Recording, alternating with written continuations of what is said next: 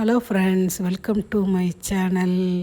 சூடான சாதத்தில் இந்த மாதிரி ஒரு சால மீன் குழம்பு வச்சு சாப்பிட்டா செம்ம டேஸ்ட்டாக இருக்கும். வாங்க இந்த குழம்பு எப்படி செய்யலான்னு பார்க்கலாம்.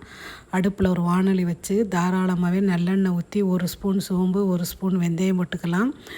சின்ன வெங்காயம், பூண்டு, பச்சை மிளகாய், கருவேப்பிலை இதையும் போட்டு வெங்காயம் நல்லா வதங்கி வந்த உடனே 2 தக்காளியையும் சேர்த்து நல்லா வதக்கி ஒரு லெமன் சைஸ் புளியை கரைச்சி எடுத்து அது கூட சேர்த்துக்கலாம்.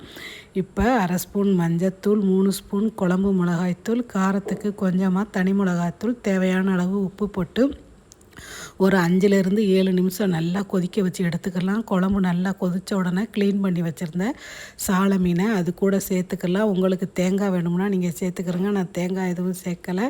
இப்போ மறுபடியும் மூடி போட்டு சிம்மில் ஒரு 5 நிமிஷம் கொதித்து இறக்குனா சூப்பரான சால மீன் குழம்பு ரெடி.